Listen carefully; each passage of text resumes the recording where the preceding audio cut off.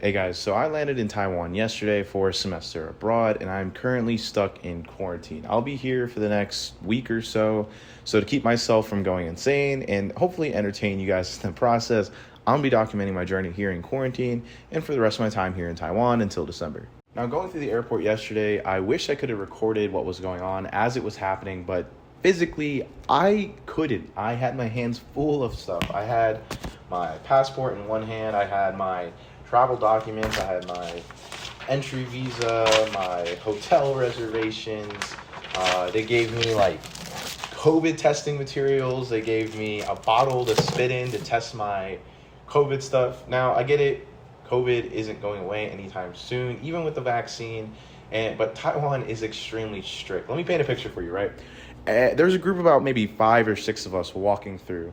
And as we're going, there's a group of people behind us literally spraying and mopping every single place that we stepped and everything that we touched. It was crazy excessive. First thing I had to do when I got into customs was get a Taiwan SIM card. So that is currently in my phone here. So now I have a 866 number, which is the area code for Taiwan. And really the only reason that they do that is so they can send you text messages every day asking you, hey, do you have COVID? Do you have any symptoms? And yeah, it's a bit overboard. It cost me about $30 though, which isn't bad because it's $30 for 30 days. So I'm basically paying $1 a day for phone service, which for 10 of that, I'm on Wi-Fi at a hotel. So I don't see a use for it. But again, I had to get that registered right away. They make you do that as soon as you get off the plane. Once I left the airport, I had about an hour drive to Ilan, which is where I'm currently at the Wogo Hotel. It seems a bit crazy considering Ilan is on the complete opposite side of the island from where I'm going to be attending college. So I paid about 1,000 new Taiwan dollars to take that taxi ride from the airport all the way to here. So let's start off by doing a room tour. This is the humble abode.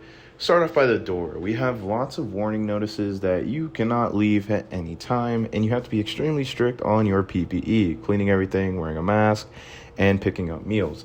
Just for the sake of the video, I'm gonna show you guys how the meals are delivered. This bench right here.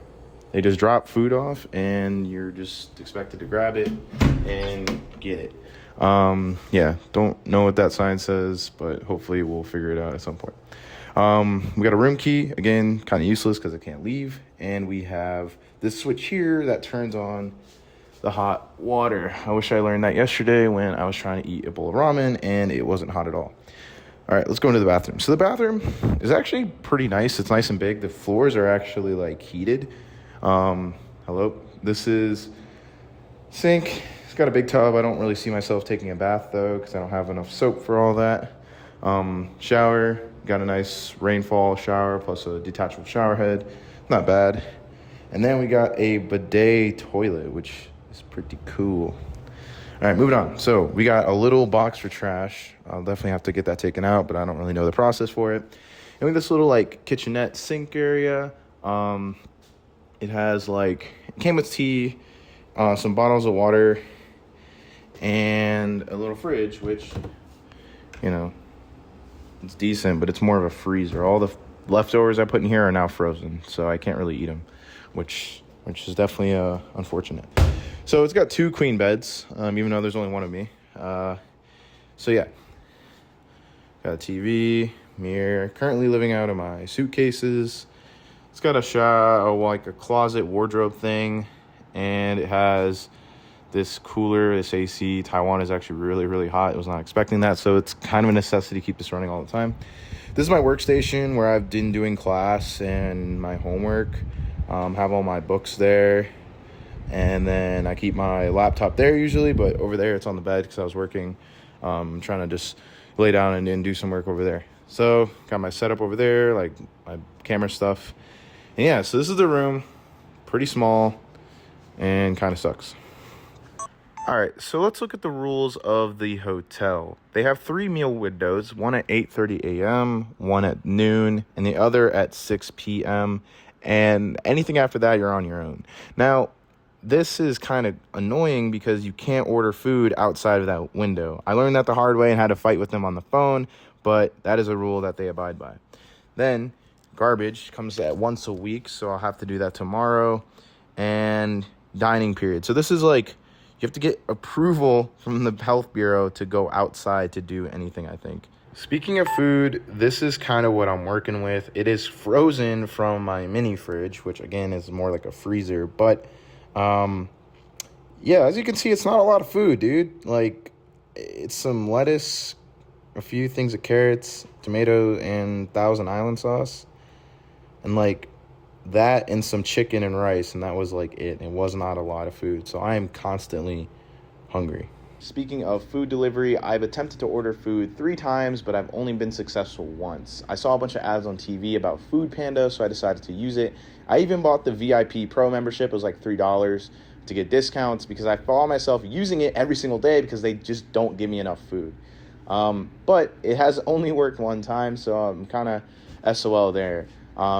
In the next vlog, we're going to attempt to do Uber Eats and see how that goes. So let's talk about why I'm actually here, and that is to study Chinese.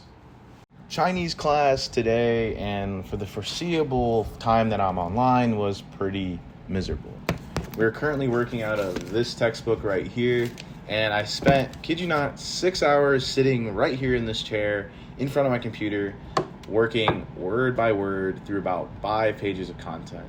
And you know, I get it. You have to work on the pronunciation. You have to get everything right. You have to really know what you're talking about with Chinese, because if you don't know it, there's no way you can, fake it. It's not like math where you can, half of something, get partial credit, right? I get that. But at a certain point, you have to realize that at least for me, I don't know about you guys, but 4 or 5 hours in, I am burnt out. I've been sitting in this chair. I get up, every once in a while to stretch out, but I'm just burnt out mentally. My pronunciation starts to, crack. My focus starts to wane. I'm browsing on other tabs. I'm just not locked in. And it's really hard. Like, this is literally the only thing I have to do. Coming from West Point, where you're constantly doing a bunch of other stuff. This is, a totally big change of pace. But honestly, like doing all that extra stuff at West Point, it's good for my brain, at least for me. It's a lot of different stimulus. I struggle to stay locked in for more than, 2-3 hours at any given time. So being able to, go work out, be able to do one type of class, study something else, and then work on maybe content on the side, right? All the different stimulus is a great way to, break things up, break up the monotony. Also being able to just talk to friends, friends coming in your room, you going in their room, that kind of deal. It's just great for routine and just great for your mental state. But here, just sitting in front of a computer, one-on-one with a teacher, like, for me, it's just not that effective. I still actually have a lot of homework to do, and I'm just not in the mood to do it. I'm just not really in the Chinese mindset. Currently, it is 1 a.m.